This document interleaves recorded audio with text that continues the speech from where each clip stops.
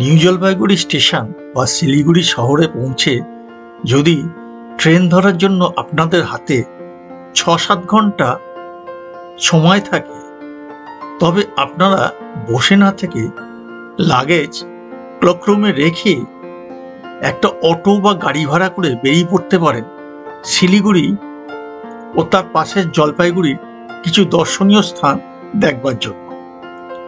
এই ভিডিওতে তার সমস্ত বিস্তারিত বিবরণ থাকছে। স্কিপ না করে পুরো ভিডিও দেখলে পাবেন এক অনির্বচনীয় আনন্দ।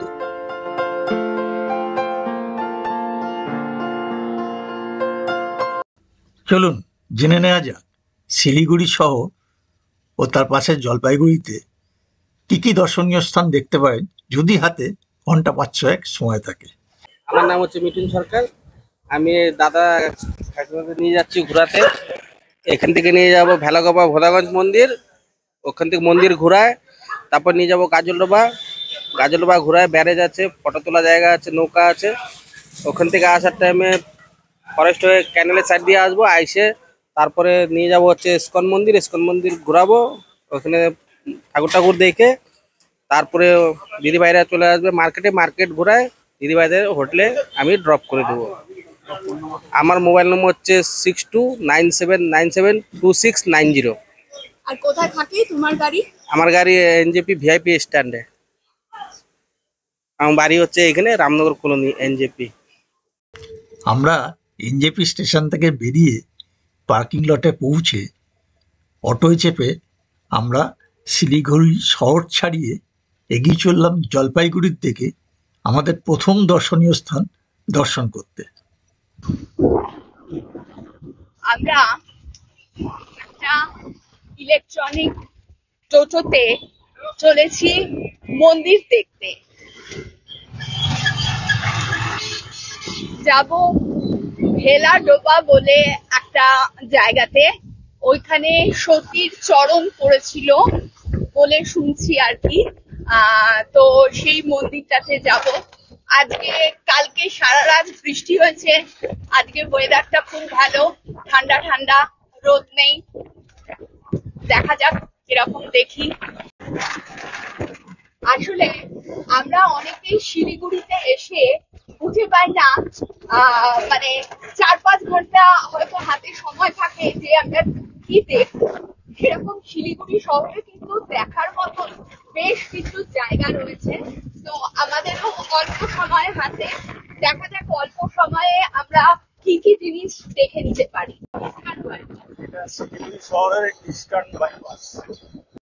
আমরা এই ইএম বাইপাস ধরে বেশ কিছুটা এগিয়ে একটা মোড় থেকে ঘুরে গেলাম সেবক রোডের দিকে, যার পাশেই বয়ে যাচ্ছে তিস্তা মহানন্দা লিঙ্ক ক্যানেল। এই ক্যানেলের মাধ্যমে তিস্তা নদী থেকে মহানন্দা নদীতে জল সরবরাহ হয়, আর এই ক্যানেলের দৈর্ঘ্য প্রায় 25.75 কিলোমিটার।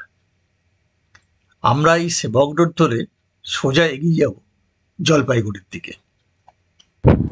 সুন্দর মন ভালো করার প্রকৃতি, আর পাশ দিয়ে ক্যানেল বয়ে চলেছে, পাশে সবুজ, পাশে ভর্তি অরণ্য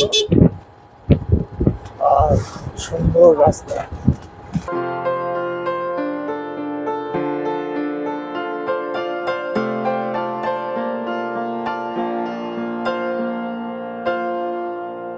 আমরা যে মন্দিরটায় যাচ্ছি সেই যাওয়ার রাস্তাটা সরু, কিন্তু চারদিকে প্রকৃতি মানে খুব সুন্দর।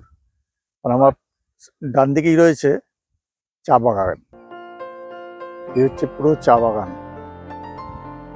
মানে এখানেও চা চাষ হচ্ছে, মানে চা পাতা এর থেকে চা হবে আর কি।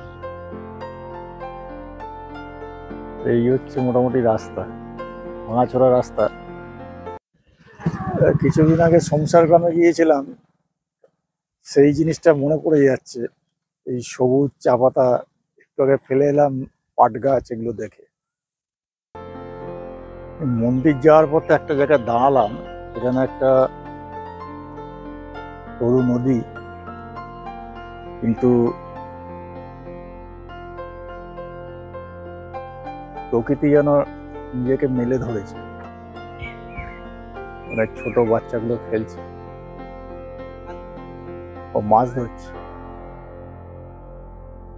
এরা ওখানে মাছ ধরছে বাচ্চাগুলো। এনজেপি শহর মানে এনজেপি স্টেশন থেকে শিলিগুড়ি শহর পেরিয়ে যেরকম প্রকৃতি পাওয়া যায়, এটা না এলে কিন্তু বোঝা যায় না। এটা একটা ব্রিজ, অটোটা দাঁড়িয়ে আছে, বেশ সুন্দর লাগলো। কাজে আকাশটাও মেঘলা, এবং সত্যিকারে বলতে কি এত সুন্দর লাগছে। আমরা এনজেপি স্টেশন থেকে প্রায় 30 কিলোমিটার পথ পেরিয়ে আমরা এলাম ভ্রামরী দেবীর মন্দিরে। 51 শক্তিপীঠের অন্যতম এই মন্দির। তাছাড়া রাস্তা খুব সুন্দর ছিল, মন্দিরটাও খুব সুন্দর চতুর্দিকে। মন্দিরের দরজা দিয়ে ভেতরে ঢুকেই দেখা যায় একটা প্রশস্ত হলঘর, যেখানে মা ভ্রামরী দেবীর পুজো চলছে। আর এই হলঘরের মধ্যেই ডান দিকে মা মনসা, দেবী দুর্গা, ব্রহ্মা, বিষ্ণু, মহেশ্বর ইত্যাদি দেবদেবী মূর্তি রাখা আছে।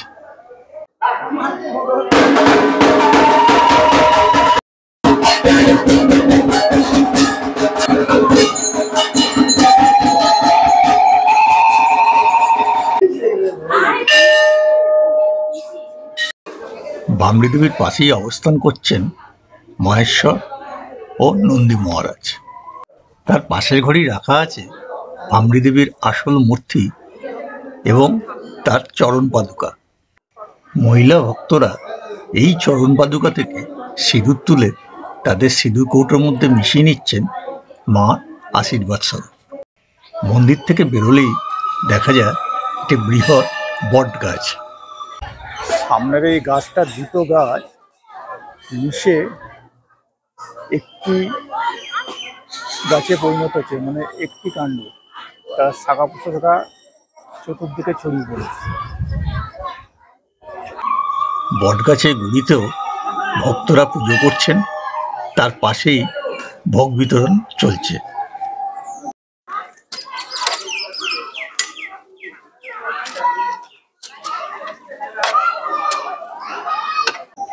এর ঠিক পাশেই রয়েছে মা অন্নপূর্ণার বিরাট মন্দির। সিঁড়ি দিয়ে দোতলায় উঠে দেখা যায় মা অন্নপূর্ণাকে।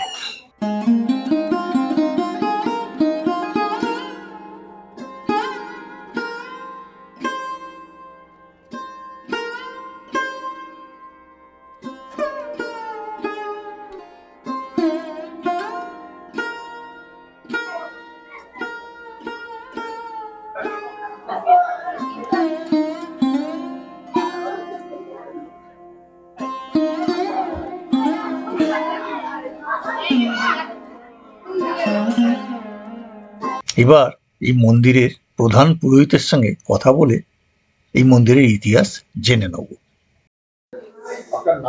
সুভাষ চ্যাটার্জি। আমি এখানে পুজো করি আর কি। আমার নাম সুভাষ চ্যাটার্জি। আমি আছি অনেক দিন থেকে। এখানে একজন বাবা আছে, লাল ঠাকুর বলতে হবে আমরা, লাল বাবা, বুদ্ধ ভৈরব। উনি এখন অসুস্থ হয়েছেন, বিছানায় পড়ে গেছে, চলাফেরা কথা বলা সব বন্ধ। উনি আর কি এখানে পেয়েছিলেন ইয়েটা। হ্যাঁ, জোড়া বট গাছ আছে।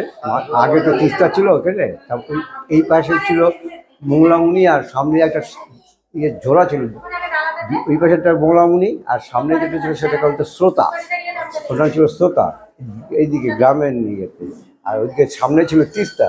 এই তিনটা স্রোত গিয়ে একখানে হওয়াতে ওই জন্য নাম হচ্ছে ত্রিস্রোতা। হ্যাঁ, ত্রিস্রোতা। এখানে ওই মায়ের পা একটু দুটো গাছ আছে, ওই মাঝখানে একটা গর্ত মতো ছিল, মানে কুয়ো টাইপের, বেশি না। ওইখানে পাটা গত হাত দেশে উনি ওইখানে পাটা পেয়েছে। হওয়ার পরে তারপর ওখান থেকে উঠিয়ে তখন তিস্তাটা ধুয়ে টুয়ে নিয়ে পরিষ্কার করে উনি ওখানে একটা টিকা ইয়ে করে নিয়ে ঘর করে পুজো করতে করতে তারপরে আজকে এই অবস্থায় এসছে। হ্যাঁ, আজকে এই পজিশনে এসছে। তো এই জন্য যেহেতু এটা তিনটা স্রোত একখানে হয়েছিল বলে ওই জন্য নাম হচ্ছে ত্রিস্রোতা। আর মা ভামুরি। হ্যাঁ, মায়ের নাম হচ্ছে ভামুরি, আর বাবার নাম হচ্ছে ঈশ্বর। মার ভামুরি হলো এই কারণেই, মহাসুর বলে একজন অসুর ছিল, ও হচ্ছে ভ্রমরের রূপ নিতে পারতো। যখন দেখছে হাঁটছে, হ্যাঁ, মা যখন আসে ওকে, চণ্ডী যখন ওকে মারার জন্য উদ্যত হচ্ছে, তখন ও হেরে যাবে, ভ্রমরের রূপ নিয়ে ও ভিতরে ঢুকে যাচ্ছে। তোমার মা বলল, তো এইভাবে তো হবে না, তাহলে তো আমাকেও ভ্রমর রূপ নিতে হবে। তখন মাও, ওরা যখন গিয়ে ব্যস্ত ভিতরে মজদুর করছে, তখন মাও এই দলবল নিয়ে ভ্রমরের রূপ নিল, নিয়ে ঢুকে ওকে ওদের গুহায় ঢুকে ভ্রমর নিয়ে ঢুকে ওকে মারলো। সেই জন্য মা বলেছিল, আমি যেহেতু ভ্রমর রূপ নিয়েছি, সেই জন্য আমি আবার পৃথিবীতে আসবো ভামুরির রূপ নিয়ে। ওইটাই মায়ের রূপ না? হ্যাঁ হ্যাঁ হ্যাঁ, খুব তাড়াতাড়ি বলে দিল, বুঝলেন। এইখানে মহাদেবের মূর্তি, লম্বা মূর্তি, জাস্ট এই মন্দির চত্বরের পাশেই। আজকে বুদ্ধ পূর্ণিমা, যার জন্য মন্দিরে প্রচুর ভিড়। এখানে পুজো দেওয়ার সমস্ত দশকর্মার জিনিস পাওয়া যাচ্ছে। পাশে ফুড স্টল, সামনেও প্রচুর দশকর্মার দোকান আছে। মন্দির থেকে এসে পৌঁছলাম তিস্তা ব্যারেজের সামনে। তিস্তা ব্যারেজ দেখবো, তার আগে একটু খাওয়া দাওয়া সেরে নিচ্ছি। যেখানটা দাঁড়িয়ে আছি সেখানে চারদিকে ফুড স্টল এবং হোটেল। তো একটু খাওয়া দাওয়া সেরে নিয়ে আমরা তিস্তা ব্যারেজের দিকে যাব। তো এই হচ্ছে গিয়ে চতুর্দিকে সমস্ত হোটেল, ফুড স্টল রয়েছে। দেখা যাচ্ছে দূরে তিস্তা ব্যারেজ কন্ট্রোল রুম।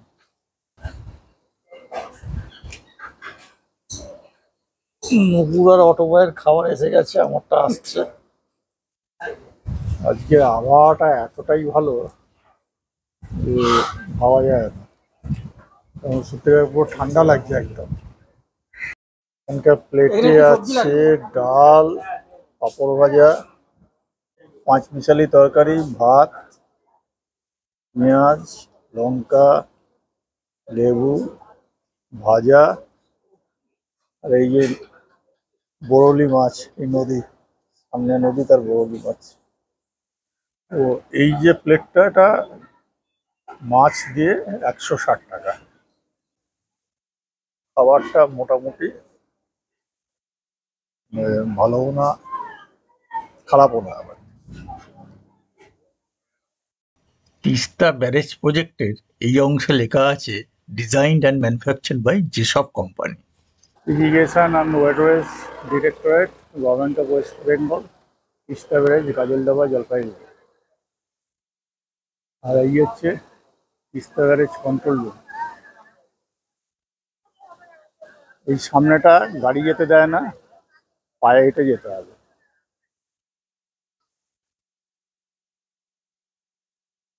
আর এখানে লেখা আছে thanks for visiting Teesta barrage. Phulbari এখান থেকে 26 কিলোমিটার, এনজেপি 25 কিলোমিটার। তিস্তা ব্যারেজের এই হচ্ছে ভিউ। এই যে সামনে দুটো খোলা আছে, বাকিগুলো সব বন্ধ। জলের স্রোত বয়ে চলেছে। এই সামনে একটা রয়েছে welcome to Gajoldoba boating point, পাখি বিতান, ভোরের আলো।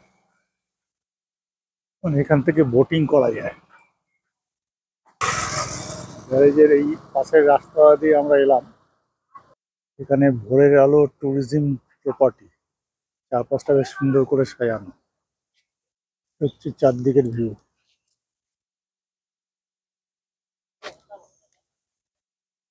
এখানে স্টল আছে, ডাব, আইসক্রিম। হাঁটতে হাঁটতে এই সামনেটা চলে এলাম, একটু এনলার্জ করি। এই হচ্ছে সামনেটা।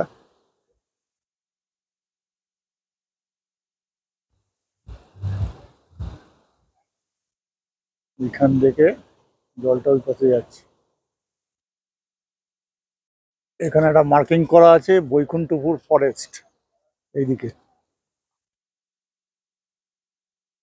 দিয়ে জলটা আবার এপাশে প্রবাহিত হচ্ছে। এই যে তিস্তা নদী, তিস্তা নদীর এই যে সোজা যে ফ্লোটা যাচ্ছে ব্যারেজের তলা দিয়ে, এটা যাচ্ছে জলপাইগুড়ি হয়ে বাংলাদেশ। আর এই ফ্লোটাই যখন ডান দিকে ঘুরছে, এটা এই জলটা পাস হচ্ছে সোজা ফুলবাড়ি হয়ে শিলিগুড়ির দিকে, যে জলটা শিলিগুড়ি কর্পোরেশন পরিশোধিত করে মানুষকে খাওয়ার জল হিসাবে ডিস্ট্রিবিউট করে। আর দূরে এই যে ব্রিজটা নতুন তৈরি করা হয়েছে, ভোরের আলো,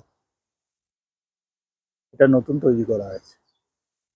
তিস্তা ব্যারেজের জল যখন খোলা থাকে তখন তার জলের স্রোত থাকে, খুব খারাপ লাগে। লোকে যখন এই বোতল, চিপসের প্যাকেট এগুলো ফেলে রাখে এর মধ্যে, এগুলোই খারাপ লাগে।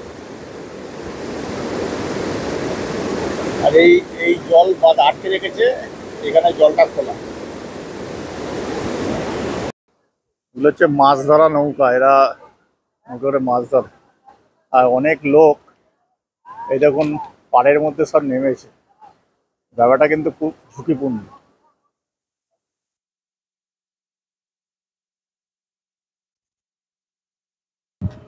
ব্রিজের ওপর দিয়ে যেতে যেতে দেখলাম অনেকে দাঁড়িয়ে ব্রিজের কাছাকাছি ফটোগ্রাফি করছে।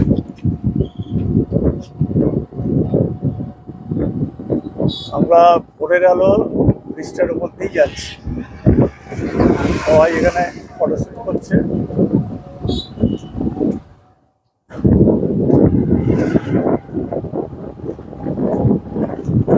হচ্ছে নদী ব্যারেজ।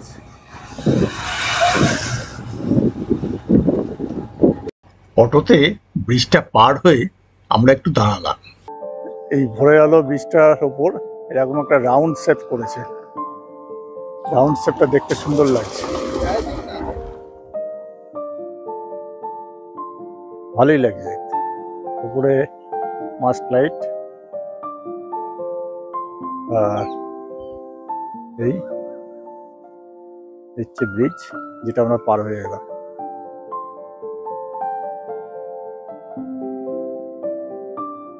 আমরা যাবো এইদিকে। গাজলডোবা থেকে ইস্কন মন্দির শিলিগুড়ি শহরের দিকে এগিয়ে চললাম NH10 ধরে। রাস্তা খুব সুন্দর এবং দুধারের দৃশ্যও খুব সুন্দর। এরপরে পড়লাম সেবক রোডে। রাস্তার পাশে যে পাইপগুলো দেখছেন, সেই পাইপ দিয়ে শিলিগুড়ি শহরে তিস্তা নদী থেকে জল সরবরাহ হয়। আমরা প্রায় 8 কিলোমিটার পথ অতিক্রম করে আধা ঘন্টা বাদে এসে পৌঁছলাম শিলিগুড়ির ইস্কন মন্দিরে। তো আমরা চলে এলাম শিলিগুড়ির ইস্কন মন্দিরে। মন্দিরের ভেতরটা ঘুরে দেখবো, ভিডিও করা যাবে কিনা জানি না, চেষ্টা করবো করা। এখানে গার্ডেন করা আছে, বাগানটা খুব সুন্দর। আর এই মন্দির ভেতরে ভিডিও করা যাবে না, খুব সুন্দর বাইরে থেকে দেখতে যা লাগছে। মন্দির বেশ ভালো।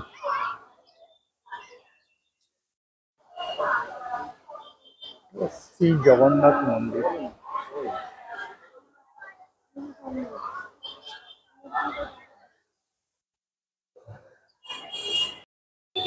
এখানে একটা ফটো স্টুডিও করা আছে। আপনাদের মূল্যবান দ্রব্য যথা মানিব্যাগ, মোবাইল, অলংকার আদি অগ্রিম দায়িত্বে রাখবেন। একটা পুকুর মতো করা আছে, মানে এখানে সবাই বসে ছবি তুলবে, সামনে একজন ফটোগ্রাফার আছে। মন্দির প্রাঙ্গণে পান, মিঠা, খৈনি, বিড়ি, সিগারেট ইত্যাদি পান করা সম্পূর্ণ নিষিদ্ধ। নিয়ম লঙ্ঘন করলে 1000 টাকা জরিমানা ধার্য করা হয়। ততক্ষণ মনে রাখবেন আপনি সামনে হাত ধোয়ার জায়গা আছে। যে গেটটা আমরা ঢুকলাম সেটা হচ্ছে এই গেটটা, ভেতর থেকে দেখা যাচ্ছে। এই ভেতরে ভিডিও করা নিষিদ্ধ। আর এই সামনে একটা ফুড স্টল আছে, তার পাশে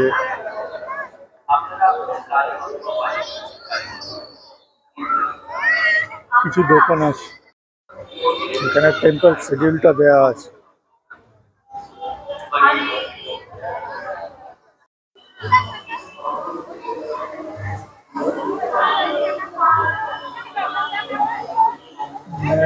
বিভিন্ন দোকান রয়েছে, বালাজি বুক স্টোর, এখানে মহাপ্রসাদ, ফর লাইফ, ইনকোয়ারি, সুস্ট্যান্ড, ম্যাচেস গিফট,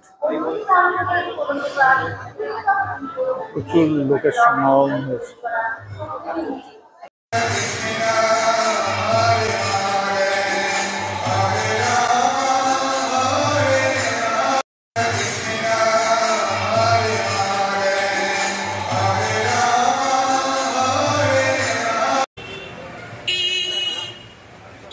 মন্দিরের ভেতর এই দোকানটি থেকে কিনে নিলাম প্রসাদ।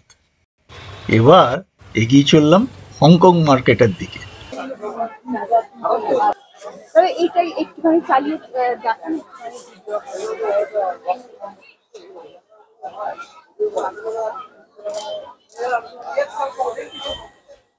হাওয়া হচ্ছে কি করে বুঝবে? ওনার শরীরে কি হাওয়া লাগবে? এটা নুপুর কিনলো বিধান মার্কেট থেকে। বিধান মার্কেটেও প্রচুর দোকান আছে।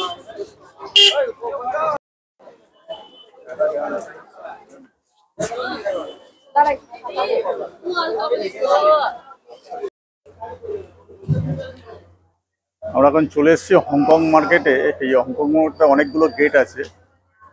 প্রথমে একটা গেট দিয়ে ঢুকলাম, এটাতে 4 নম্বর গেট। ভেতরে ঢুকে দেখা যাক কি দেখা যায়।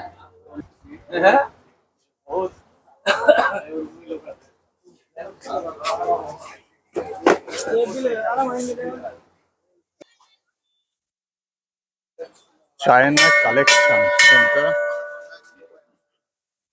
শার্টের দোকান।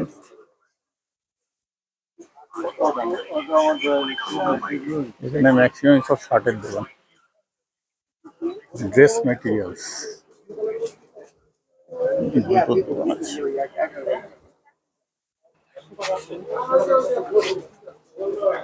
মানে বিভিন্ন এই একটা সেন্ট কিনবে বললে, যে পারফিউম কিনবে বললে, এখানে বিভিন্ন সুন্দর সুন্দর ছোট কোনো পারফিউম হবে? দেখি পারফিউমটা দেখি দেখি একটু। এই এক একটা 200 টাকা করে, এই এক একটা 200 টাকা করে বলছি। কত দাম বলে ঠিকঠাক?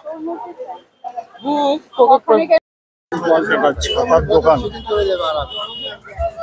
কিরকম দাম? 100 টাকা ছাতা মানে তো এগুলো এগুলো কি ছাতা তো? এগুলো কি বড় পাবেন, এই সাইজই পাবেন, এই সাইজ কিন্তু হবে। এগুলো 100 টাকা করে বলছি। 200 টাকা।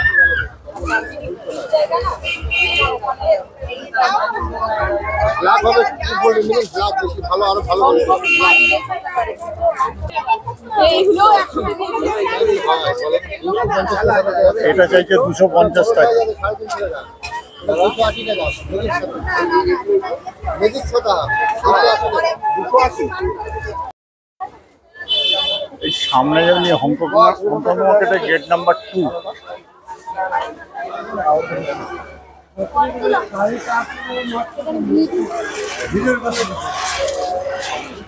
বাজার এরিয়া, প্রচন্ড ভিড়।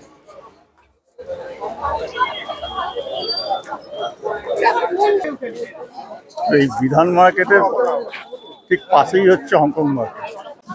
মানে বিধান মার্কেট তার পাশেই হংকং মার্কেট, আর অনেকগুলো গেট আছে।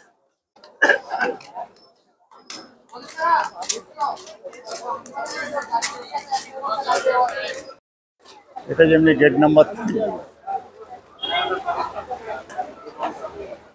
হরেক রকমের জিনিস মার্কেটের মধ্যে পাওয়া যাচ্ছে, মানে শিলিগুড়ির সবচেয়ে বিগ মার্কেট।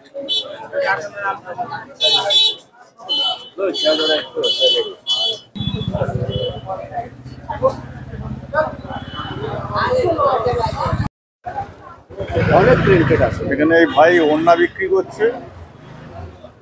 কত করে দাম বললো? 50? সব 50? সব 50। তোমাদের কেনা কত দেবো? হ্যাঁ 10 টাকা হ্যাঁ না দিদি, দাও।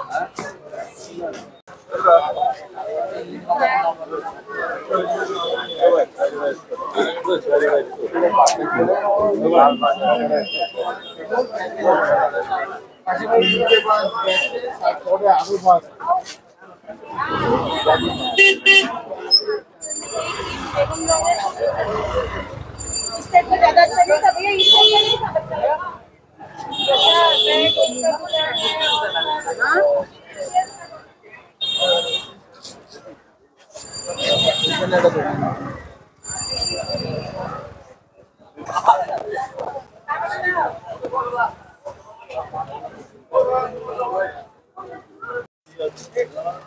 এখানে বিভিন্ন ক্যান্ডির দোকান আছে, আচার,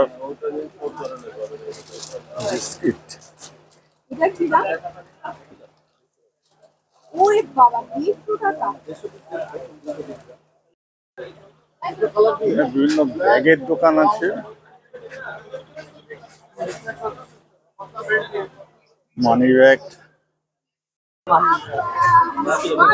এটা ইলেকট্রনিক গুডসের দোকান সম্পূর্ণ।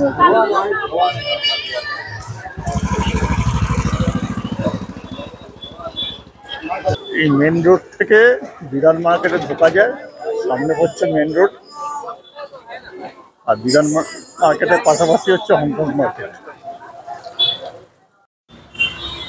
মেন রোড আমরা ফুটপাতে উঠে গেলাম। আমার বাঁদিকে শিলিগুড়ি কাঞ্চনজঙ্ঘা স্টেডিয়াম, এখানে ট্রেড ফেয়ার 15 এপ্রিল শুরু হয়েছিল, জানি না চলছে কিনা এখন। তো এখানে রাস্তার ওপর অনেক স্ট্রিট ফুড আছে, ট্রেড ফেয়ার চলছে এখন। রাস্তার এপাশটা সুন্দর করে সাজিয়েছে, লাইটিং করেছে। ও আচ্ছা, ট্রেড ফেয়ার ₹10 টাকা।